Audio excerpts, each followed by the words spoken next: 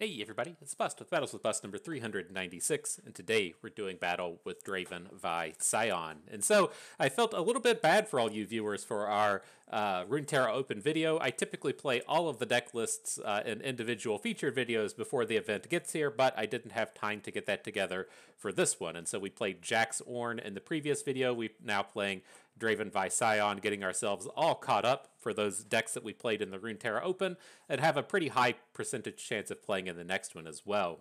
And so, Draven Vi Scion, at its core, you tend to see the same things across all of the decks. And so you're going to see the full copies of Fallen Riders, the Lost Souls, the full copies of the discard packages with the Reborn Grenadiers and the Zaunite Urchins and the Boom Baboons and the Sump Dredgers. And it's become pretty standard to have the full 9 burn spells with the Mystic Shots, Get Excited, Blowback, and then the Pirouettes and Rummages to kind of round out the variety package, if you will. But where the big changes really tend to show up with this deck are in the champions. And how many copies of Draven do we play? How many copies of Scion do we play? Do we play Vi at all?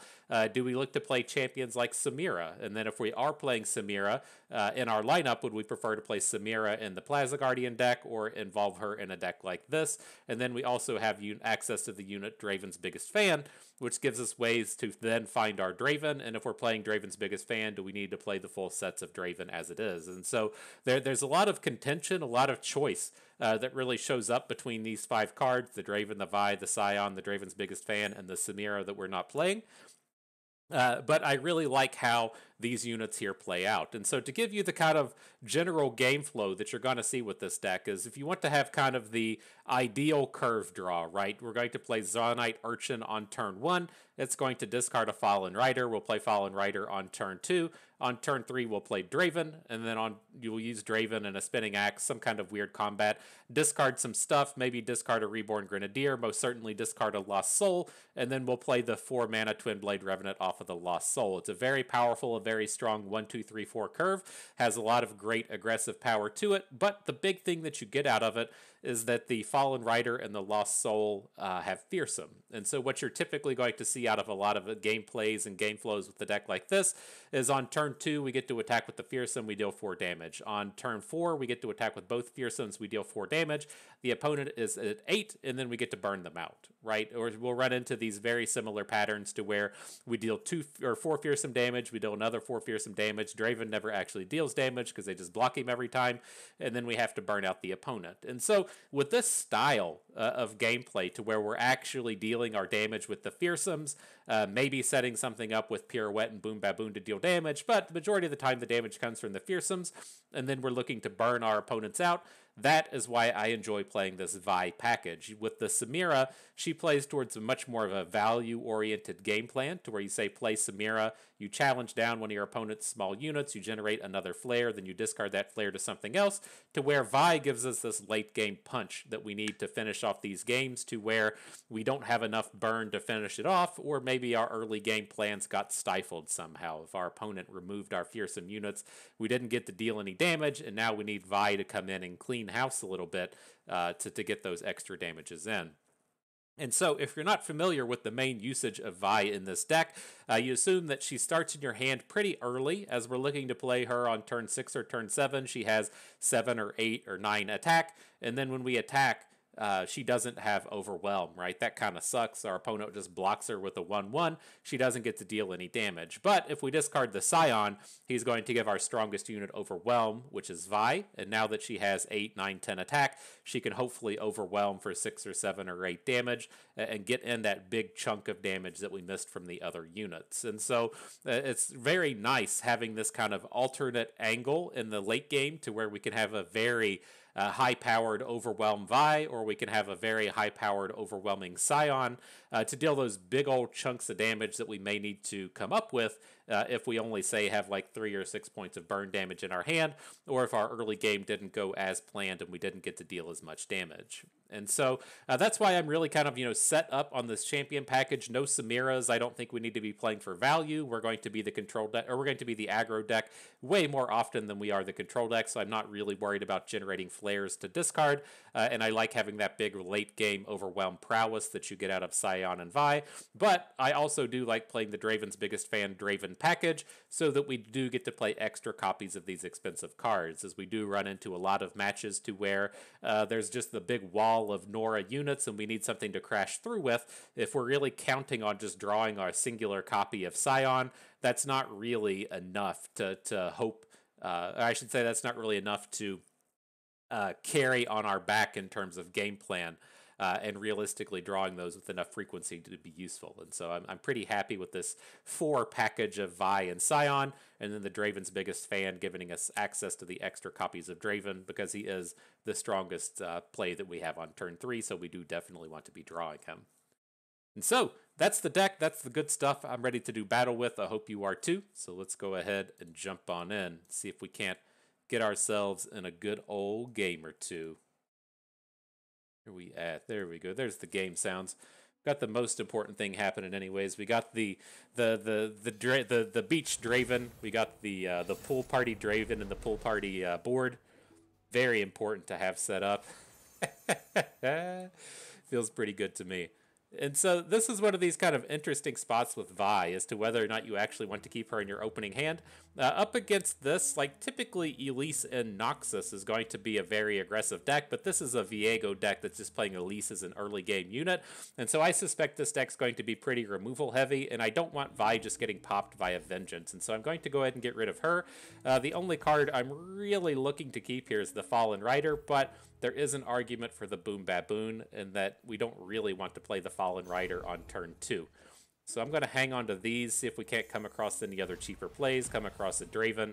I really want to be playing stuff on turn 2, but I don't want it to be the Fallen Rider. You could make the argument to hang on to that Sump Dredger. So we could then say Boom Baboon into Sump Dredger on 3 and then Fallen Rider onto turn 4. But I would prefer to find one of our stronger early plays, one of our Dravens, one of our Zonite Urchins, just a stronger way to get that damage in. So none of it turned up, so I am going to run out the 1 damage Fallen Rider. Opponent didn't Vile Feast our Boom Baboon last turn, so I'm kind of hoping that he's safe. It's not ideal having to drop this guy in the small mode, but kind of is what it is at this point. And now I'll try to use the Pirouette to come in for 5 damage. Game's not going super ideally.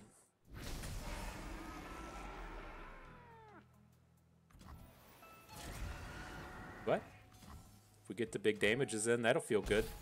Alright, no Vile Feast. Good deal. So that gives us a chance to kind of catch back up now, right? We can look to Rummage on this turn, discard the Fallen Rider and replay it, discard the Flame Chompers, have the Flame Chompers ready to hook away one of these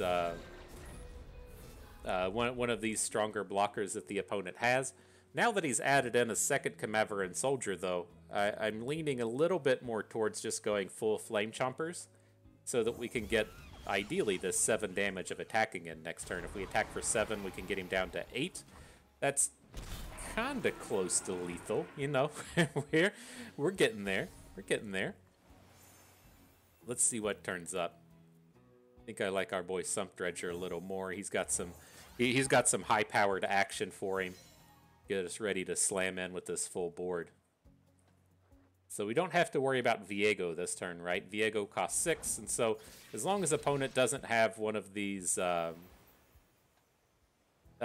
summoners like the Camaveran Soldier, I'm pretty happy. The Arachnoid Sentry functions very similar to a unit summoner, given that it can stop one unit and then block another unit, but it kind of is what it is. I don't think this turn's really worth a Pirouette, but I do want to start discarding some stuff. I'm ready to give up on these Flame Chompers. We'll discard the Lost Soul, and then we'll come in with the attack now.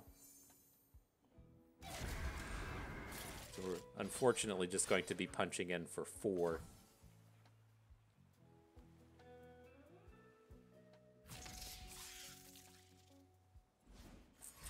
Uh-oh. Withering Wail. Oh, Jesus. Okay. You don't see that stuff too often.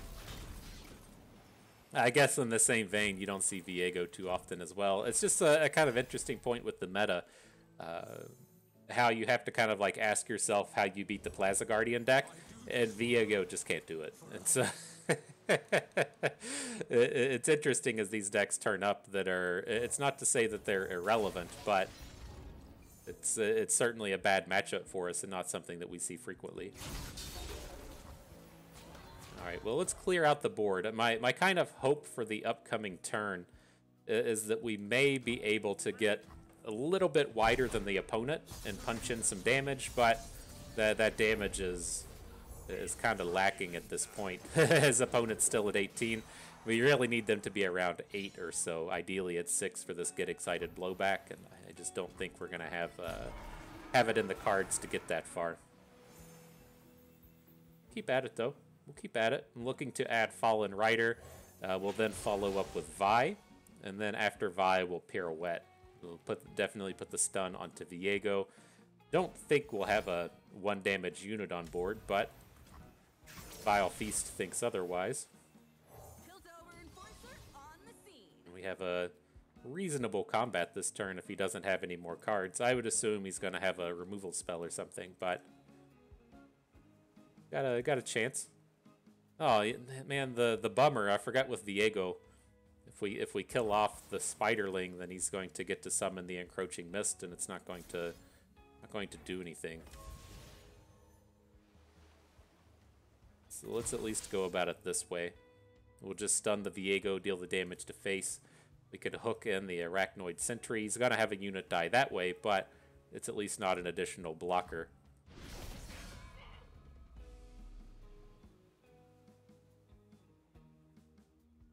Yeah, this one's probably done. That Withering Wail was pretty backbreaking, a 7-point damage swing. Okay, GG. On to the next one. I'll let you off easy this time. Coming at us with the Viego. That's cards. With the decks that I like to play, seeing Viego come on board is not really something you want to be seeing. But is what it is. If you're not familiar with this No Champion PNZ Bandle City deck is going to be the Banana Blaster Concurrent Timeline stack. So see how fast that nerf timelines comes on board.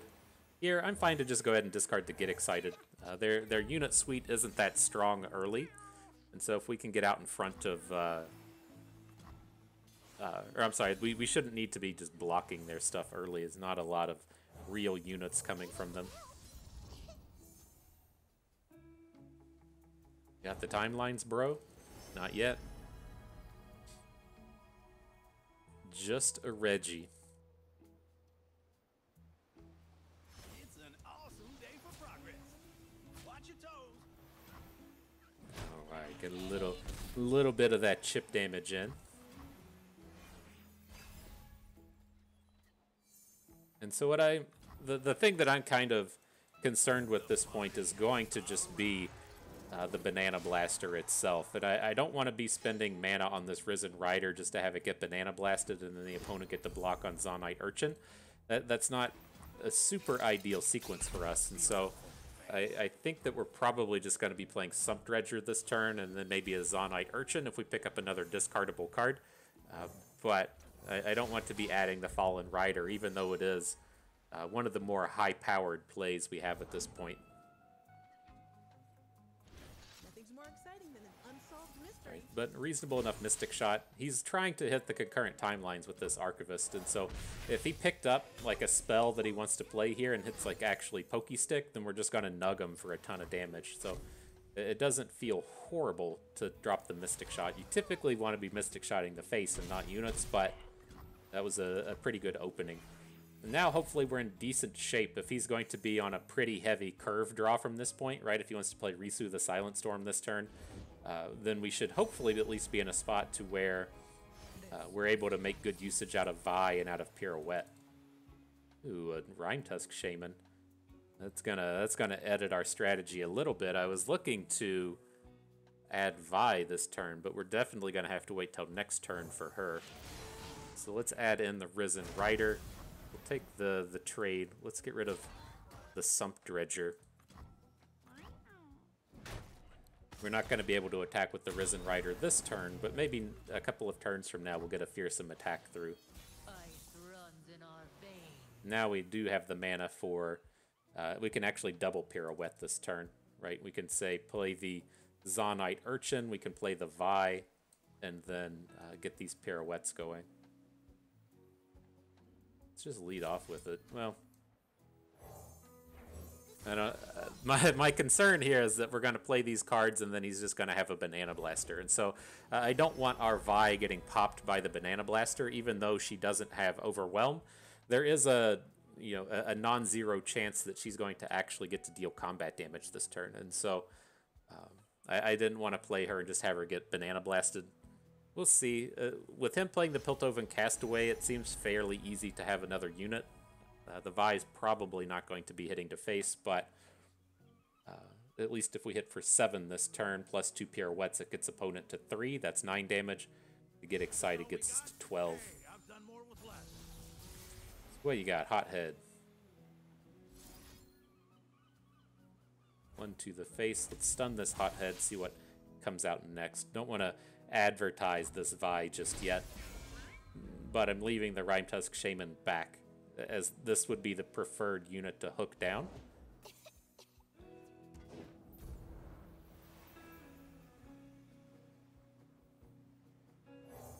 Okay, so let's play Vi now and see how the opponent responds. If he doesn't add any cards, then we can deal the damage to the Urchin and stun the Shaman. But again, now if he plays like Reggie, right, that just sucks so much for us because we have to hook Reggie with Vi. But at the end of the day, that's how the game sequenced. Opponent doesn't have the answer. GG. Vi stands for victory. Vi stands for victory. You got it, girl. I'll tell you what wasn't a victory for me this weekend, and so I don't know what the deal is. The birds have been like hard targeting my car with shit. They've just been shitting all over my car. It hasn't really happened up to this point that I've lived here. I mean, you'll get the occasional turd, but I don't know, the migratory patterns of birds or whatever the fucking deal is that has caused them to come in and start shitting all over my car. But they're here. And so I was like really amped this weekend. It's supposed to rain, and I was really hoping the rains were going to come through and just wipe all the bird shit off of my car. But there's still just like a bunch of chunkies on it. And so that was certainly not my victory for the week. I was really hoping for I was hoping for high-powered plays in that sense, and they just didn't roll through. They just didn't happen. Life's hard sometimes, man. I'm so reluctant to go to the car wash now. The last time I went to the car wash, it blew my mirror off. Like, not the whole thing, just like the cover of it. And I'm just worried to go back now, in the sense that, what's it going to destroy on my car next? So here, I mean, I guess we just have to attack. If we get Troll Chanted, it's not the end of the world losing out on our Draven. And then there is a chance that he just legitimately doesn't have a play here. That seems to be the case. It's very odd, though. Like, I guess you can have a hand just, like, full of Combat Cooks and Hearthblood Menders and Orns and maybe even a Bone Club, but it's a very odd kind of sequence to have it roll through like that. Ooh, and then he's going big with the damage. He goes with the Shepherd's Authority. That's typically the last equipment that I'm looking to pick up. But opponent says, I'm coming for your face, bro. Let's see. Let's get this Sump Dredger on board. I'm looking to get the Sump Dredger on board, and then we're gonna probably blow back away this Ruthless Raider. We can't just like take all of this damage this round. Very odd. He's still coming in. So we're gonna blow back the Raider.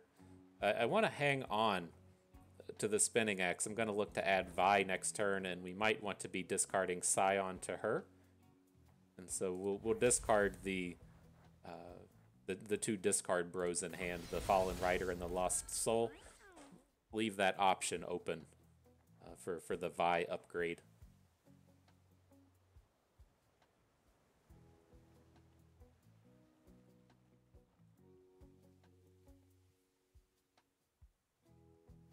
Kind of curious. I think about this a little bit more.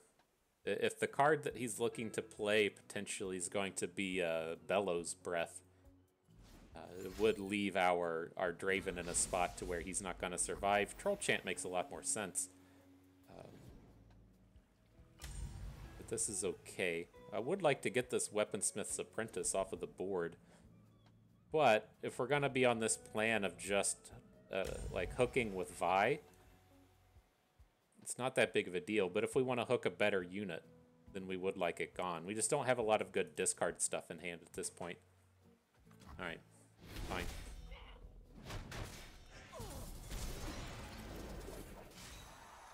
It's a tough spot in that, like with how slow opponent's hand was, and them, you know, kind of playing this out like they're gonna hit us with Hearthblood Menders. We'd really kind of like this Apprentice off the board so we could hook a Mender with Vi and then actually deal damage with Draven. But we'll see. The Bellows Breath was the other one I was kind of worried about, that if we have the point of damage on Draven and he gets hit with Bellows Breath, then we're gonna feel a bit of pain, right? Let's discard. Oh no, what are we doing here? We're gonna discard Scion. We can boost Draven while we're at it. Let him get a Spinning Axe strike. I think I'm okay to have him try and strike twice. I don't really need 2 rummages here. So we'll see if we can't get the flip with him. Coming in for 11. People have started to play like Harsh Winds in this Jax Ornn deck, but it's not too common. Just a Troll Chant makes more sense. Prevent 4 of the damage, but still in pretty decent shape. And I thought I was already perfect. Look at that. Anybody want to stop and admire the cannons on this guy? Look at this. He's more cannon-rific on the front side of the image. There you go. You can check out the showstopper on on the front side out here. Fucking ripped.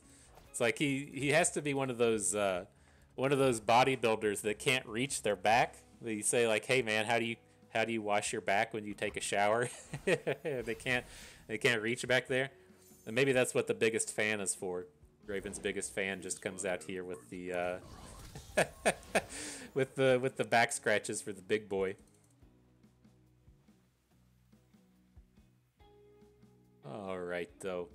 I think we need to do a bit of blocking this turn. I'm looking to just rummage the Reborn Grenadier onto the board and throw it in front of the Combat Cook. We shouldn't have to worry about getting killed by Jax this turn. So after that, the question starts to become, like, are we ever going to play this Twin Blade Revenant? And otherwise, I mean, we don't have to discard everything to the rummage, but I would like to just be finding burn spells at this point. And so I'm going to discard the Revenant. I don't think we'll play it. We'll put the Grenadier on board. Throw him in front of the no block bro. Look to take 6 from Jax. Who's next? Bring it on! All right, well. Fallen Rider on board. Might as well, right? We're just going to open attack and play burn spells. That's all we really have time for now. Watch and learn.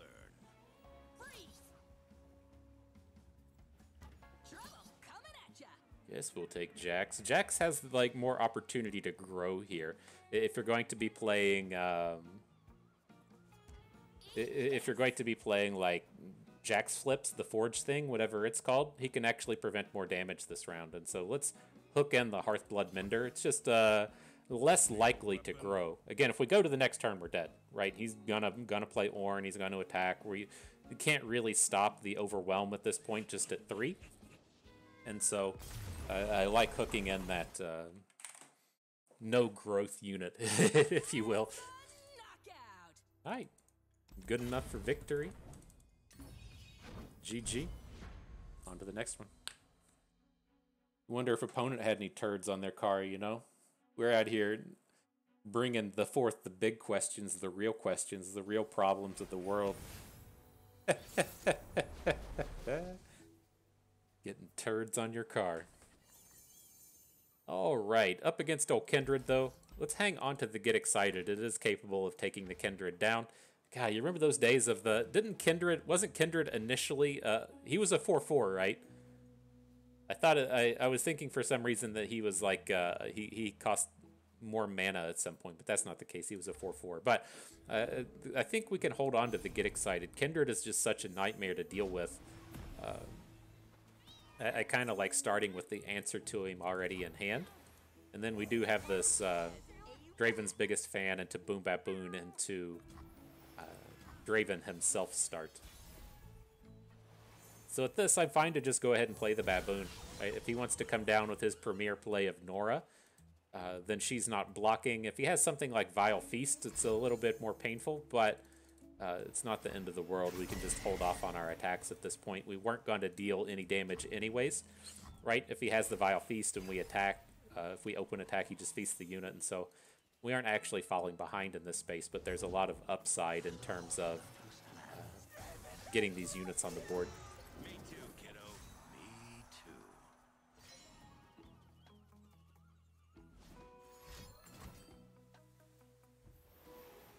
And we'll rip Draven.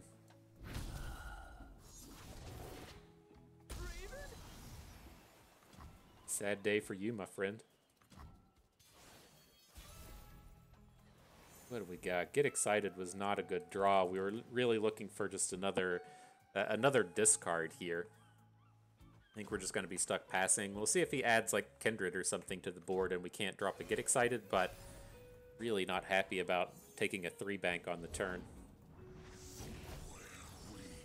Oh shit, that's so brutal, isn't it?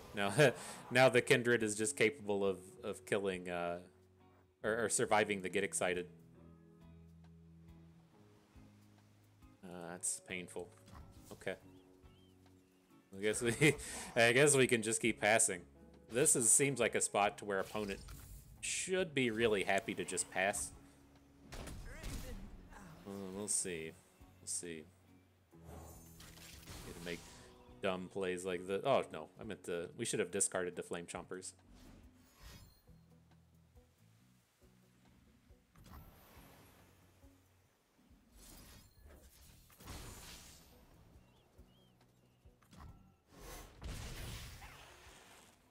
All right, well, this one's going well.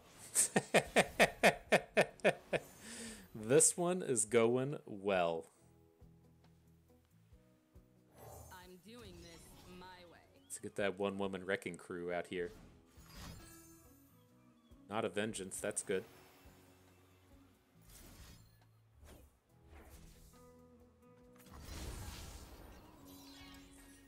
Alright, girl, do your thing. He's only got 8 mana at this point. Only got 8. Okay. Okay. That's a nightmare matchup. GG. On to the next one. We got some shots in there though, right? You can take a chance. You say, all right, you don't have the spell. We just get to blast you for 10 with the Vi. You can get right back in it, but I don't think we had... I completely forgot that Husk was going to upgrade the Kindred. Like, the whole game plan there was to kill the Kindred with the Get Excited and try and pick things back up. But I missed that was about to happen. I don't think we had any real good ways around it anyways. We needed to get that Husk off of the board, and, like, dropping a Mystic Shot on the Husk feels horrible. I guess we could have, like, played. I don't remember how the mana worked out. We could have just played the Flame Chompers and then tried to use it to hook in the Husk, but like when that's the game plan, the game is not going well. The game is not going well whatsoever at that point. All right, into this next one though, up against Katarina Annie. Not a particularly aggressive start here, not having a unit until turn 3. ideally have something in the early game. It tends to be like okay, right? As you look at a lot of these like really removal heavy decks like Katarina Annie, in the sense that a lot of their cards just deal 1 point of damage. And so it does suck for cards like Boom Baboon, but if you are able to get your starts with the Fallen Rider upgraded into the 4/2, so if you have your Zaunite Urchin into Fallen Rider curve, there's a pretty good chance against this deck that it survives and actually gets to chunk in a bunch of damage. And so it's good for him in that space. Let's see if opponent's actually here, though. Making full usage of that rope each turn. Alright, Boom Baboon. We're here for a Pokey Stick. Y'all remember when Boom Baboon was a 3/2? Who made that decision? I'm pretty sure he was a 3/2 and not just a 2/2 the whole time. I think there was a point in time when this guy was a 3/2. I thought he got nerfed from a 3/2 to a 3/1 to a 2/1. If memory serves. Back in the day, whoever was working at Riot decided that every 2-drop in the game should be a 5-stat unit that generates a card. I'm pretty sure that's the world that Boom Baboon was brought into. He has since been nerfed. Phew. Whoever's idea that was. I don't think they don't work on the design team anymore.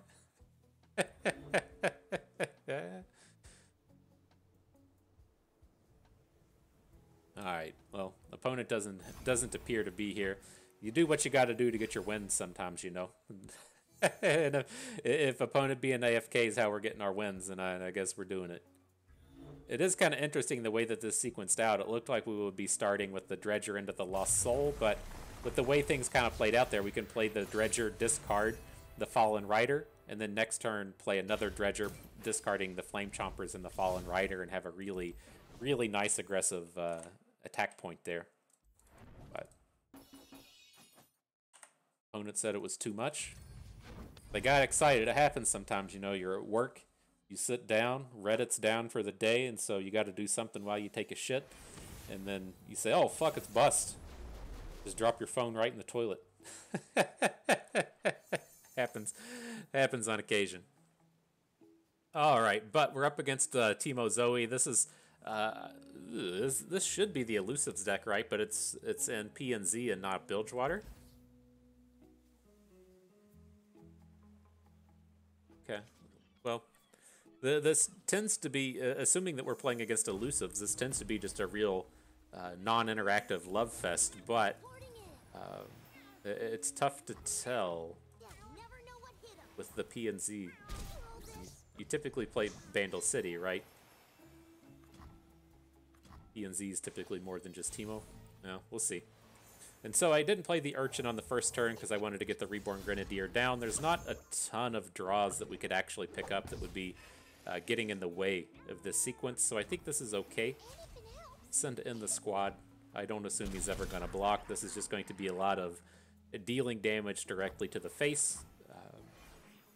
And so the opponent does get the advantage in that sense, given that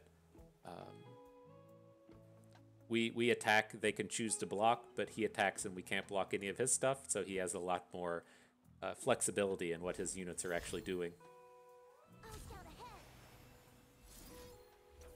But let's go ahead and try and get a takedown on this Teemo. I don't think this is going to be ultra successful.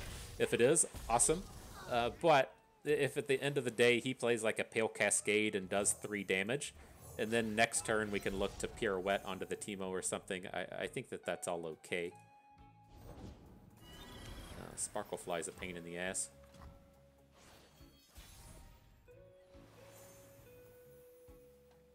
So let's get our 4 attack units on the board. There shouldn't be tons of ways to make this have more than 4 health. There's one guy, he's just straight up playing Blessing of Targon. Dang. Dang, I gotta get with the times, I guess. Say no more Targonian Tellstones, just give me the spell. Bring it right out. Oof. Scary stuff, man.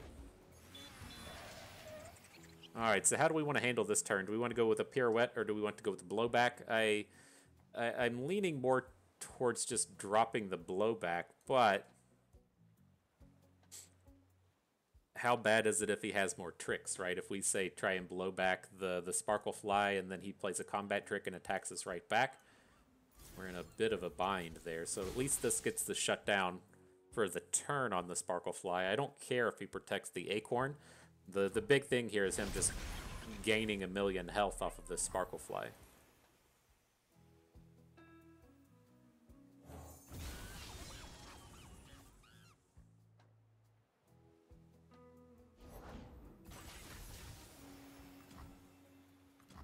How do we want to approach it? We could actually try and attack it down with Vi.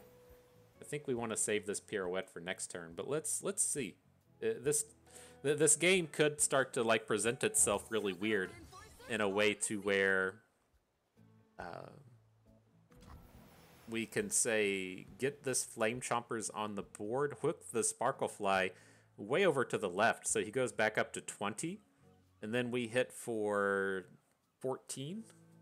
That takes him to 6. Then next turn, we can look to make a pirouette play to stop any more further life game shenanigans. I think I like this. Or if we pick up like a Get Excited, we could just win the game.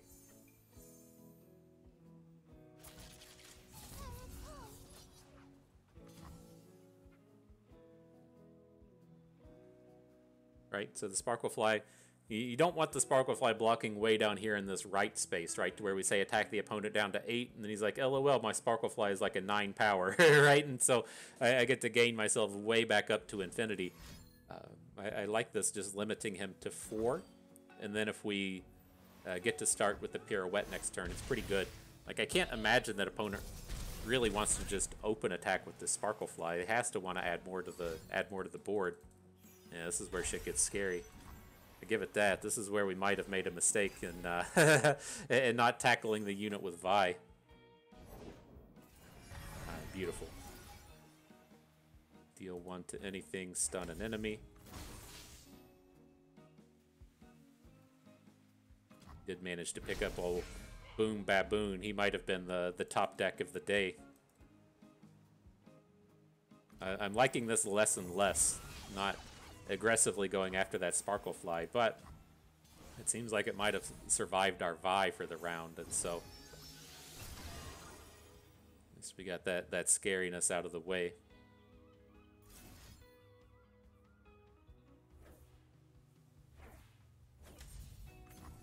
So let's cast the damage onto Esmuth. We got our Flame Chompers on board. We're going to look to hook his Sparkle Fly down to the right. Flame Chompers might get boomed here, right? That would be a little bit unfortunate, but we can hook the Sparkle Fly with Vi if we need to.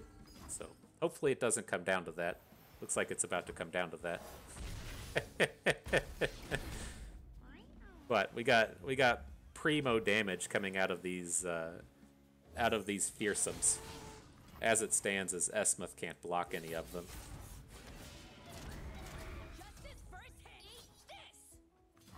Give him a little bit of that. It's enough. GG.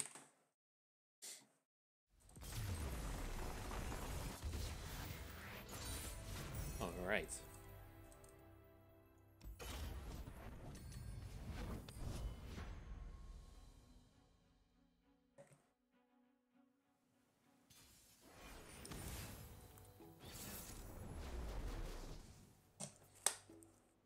Now the old tokens deck. Not a great start.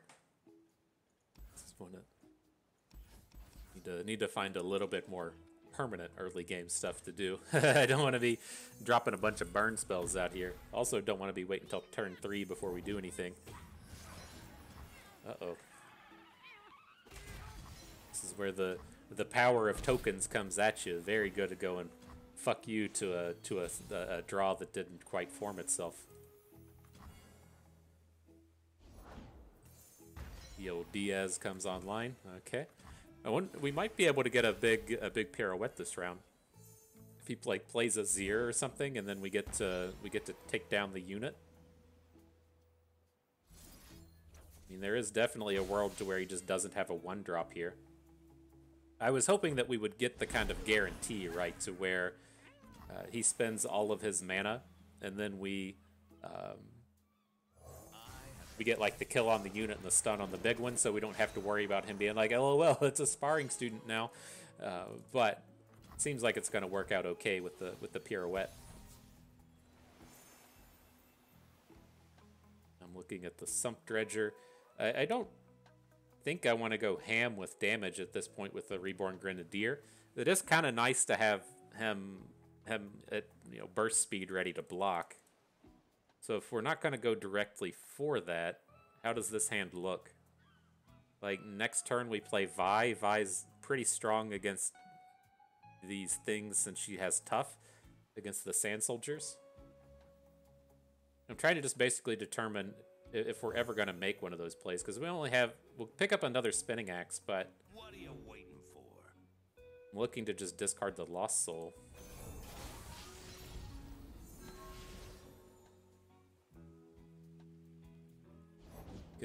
Oh boy, the Diaz is coming out in full force.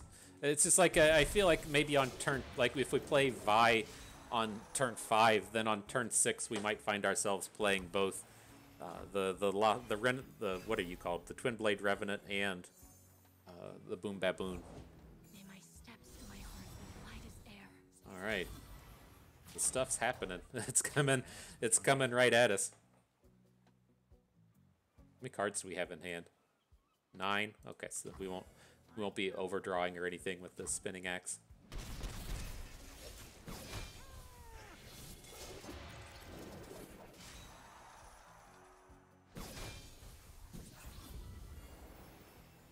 I'm doing this my way. And we're just gonna pop off with this Vi next turn, right? I'm looking to just discard all kinds of stuff. I guess you have to worry to a degree about something like a Come on. Hey, buddy, what you doing? still at 9 of 10.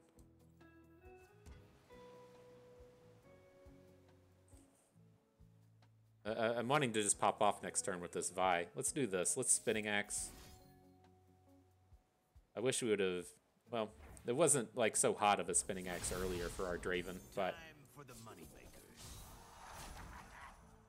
let's do it this way.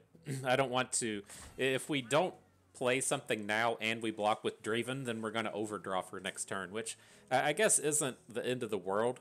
If our big play for the day is that we're just going to be coming out here and putting Overwhelm onto Vi and then just spewing a bunch of cards out of hand, that doesn't sound as bad, but absolutely, rip Draven. The thing that we have to start to question now is like if a Defiant Dance is going to be a thing. Can we come in fast enough? Which we can. It's not that hard to do here. So I think we're going to just be looking to open and discard stuff right away. So let's discard Scion. We'll put 1 boost onto Vi. Let's just start discarding this other stuff. What's that? 12. We need 1 more. That's an extra 2 damage. 14 into 13. Seems like a stoppable point. GG. All right. Ooh, I thought that one was going to go much worse. Now, granted, opponent didn't have a draw with like an Irelia in it. If we had Irelia running into that stuff, then that would have been a real pain point. But nice to be able to recover from that slow start. All right, final battle, last one. Up against the Sundisk. LOR's version of Cutie Pie, apparently. I meant to go back and watch. I saw on the day that I haven't followed what's happened with League. I saw that the stuff happened to where the players walked out, and then Riot said, "Well, you know, good riddance, I guess. We'll give the teams 2 weeks to pick up new players, and we'll come back." I haven't followed too much of the dramatics since then, but I did see that there was supposed to be a show match on the day that the LCS was supposed to have started, and a lot of the kind of classic players were supposed to come in. And I know Cutie Pie was supposed to be making his way back to the big stage. I don't know what he's doing anymore these days. I hope he's doing well, but think he was supposed to be a part of that event. Let's see. This is kind of tough. It's like we have all these Reborn Grenadiers, and I want to get something going, but my big concern for this turn's opponent's just going to play that 3/3 for 3 with Last Breath that makes a Sarcophagus, and so regardless of what we discard, I want to get this Flame Chompers on board. But if we start discarding these Reborn Grenadiers, we're not going to have anything to play next turn, and so I think we have to hang on to these Dum-Dums just to make sure that we have a play. And maybe something will turn up later, and we can get a bunch of surprise damage in. Okay.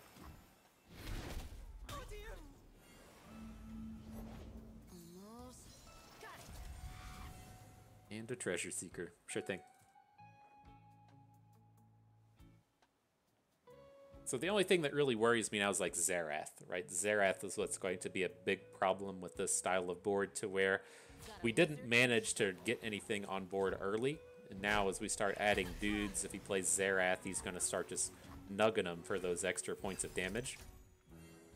So, but we haven't had a ton of options in terms of whatever else we can do.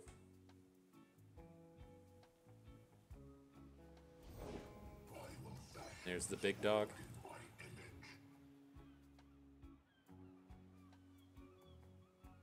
So we can just like go ahead and play the Revenant. That's gonna have Zerath pop onto the Flame Chompers. It's only one at this point, but can't imagine he attacks the Zerath into the Revenant, so we should be safe there.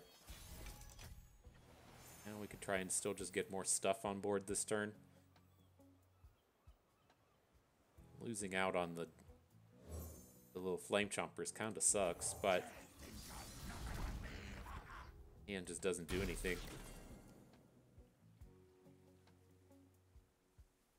Real close to flipping out here. There's the problem child, the Sarcophagus coming in. So it's like we have to attack this turn. There's no way of getting around it. I think I want to pivot over to this other Grenadier. I'm going to play the Fallen Rider, just so we get more stats on board. There's a realistic chance that we don't get to deal any more combat damage this game unless it comes from Scion. And so let's just punch in whatever we can here. And then if he really feels like blocking with Zerath, more power to you. But as it stands here, we should be getting in for 6 damage. And then our combats are just kind of done. Okay, got him to 11. You're ready. I'm ready to break the world, my dude. That's what you're here for.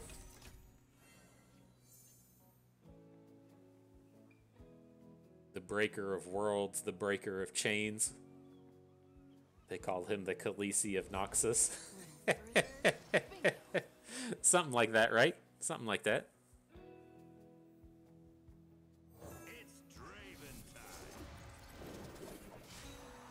Alright, well, I'm going to add Draven. Again, I don't think we're going to deal combat damage at any point through the remainder of this game. And so I don't feel like there's a lot of value in just adding in these Twin Blade Revenants and the like.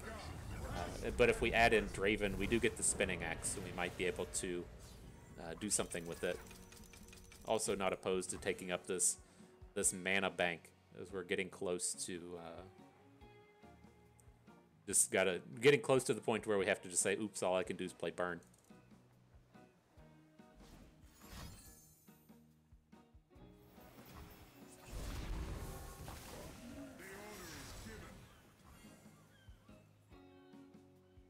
Alright. Charger on board. He's about to get blocked. Say what up to old Daddy Scion out here is what what he's about to get into.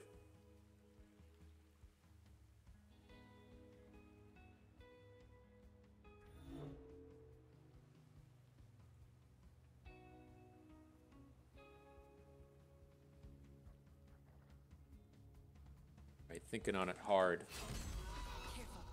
The big plays rolling in. Draven's ready to sacrifice himself. Boop. Alright, let's break that world, Scion. I'm ready for the animations. You're dead. His arms not as big as Draven's, but he's got good mass. Yeah, he's been cultivating.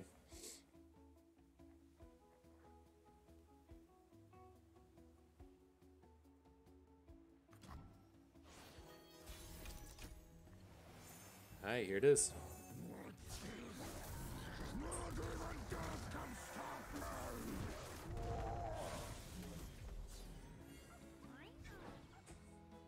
All right, Scion, I believe in you.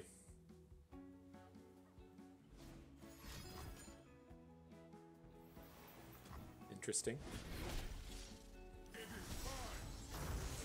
So it did the 1 damage. Is that Sun Disc gonna pop? It's at 10, so it's not.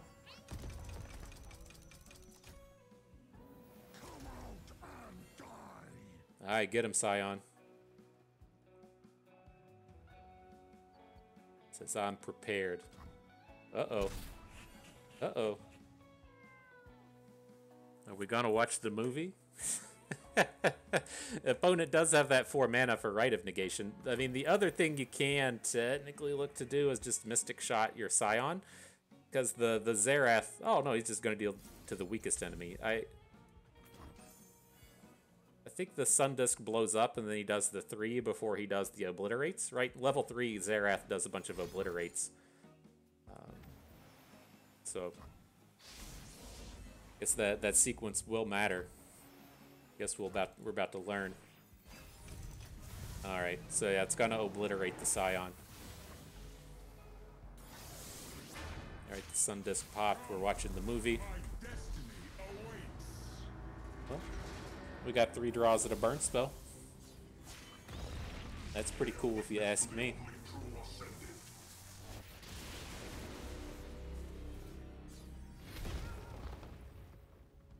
Sump Dredger, you're not a burn spell. Getting ready to drop this Twisted Fate emote. Let's see what happens. Missed. Dang, sad day. But I'm happy with how that went. That actually, I mean, we didn't win the game, but I feel like that's a pretty decent spot to be in when the game has gone so poorly, right? We didn't actually deal any damage until pretty late in the game, and I think we did a pretty good job of recognizing what was about to happen there. I guess the thing to have ultimately considered was, well, we could have taken our Scion up to 11 before combat, but then opponent just blocks him at that point. And so I think I do like that space a little bit more of where we just attack it. If he no blocks, we have the Mystic Shot, and then really make him kind of face down the burn. And so we didn't rummage into the big spell, but the opportunity was there. All right, so yeah, not a bad set of games. We can pull this up, talk about it a little bit more. I'm glad that we got to kind of showcase everyone within the deck, right? We had some games where Draven was important. We had some games where Vi was important. She showed up quite a bit today. And then we had not only the finale attack with Scion, but some of the discards of Scion onto Vi across the board.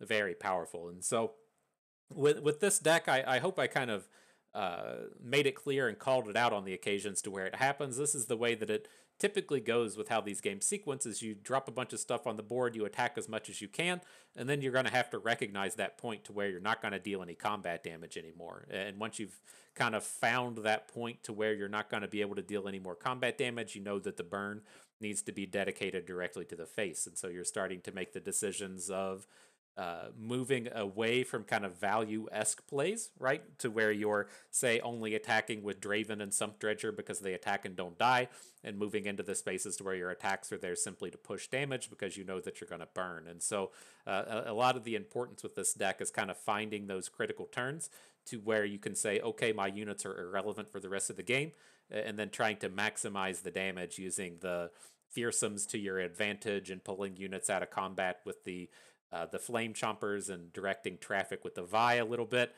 because you're never going to finish the games off with just the units. It's always much more important to kind of recognize when that burn plan is about to hit and when it's going to start being active. But nonetheless, it's still a reasonable deck. This is the one I felt like was kind of the weak link in our best of 3 lineup. I think it's most certainly a capable deck. I think of it kind of in terms of how the Gangplank Sejuani decks were in the days of the best of threes in the past, to where it didn't have any real nightmare matchups, but it didn't have any like super strong matchups either.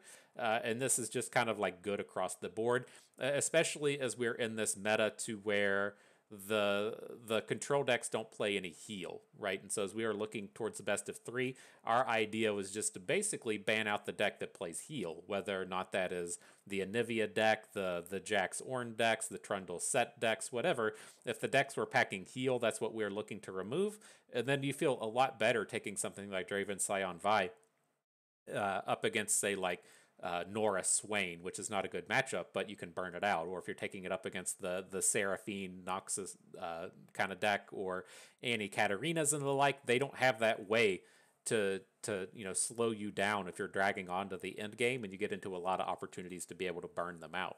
And so it's still pretty interesting in that sense. It still has a lot of very reasonable to good matchups, but I do feel like this was the one that was our kind of weak point of the lineup, and I'll consider removing it before the next open. But can this get you to Masters? Absolutely. Can you use this to grind up in Masters and level up and achieve some goals there? Absolutely. And so it's definitely a relevant deck still as the time has passed and time has moved on. And so, good stuff. I had fun with that. I hope you did too, because that is going to do it for us today. And so I hope everyone enjoyed the video. We maybe learned a thing or two along the way, and you had a good time watching. So this is Bust and me. Thank you for being here.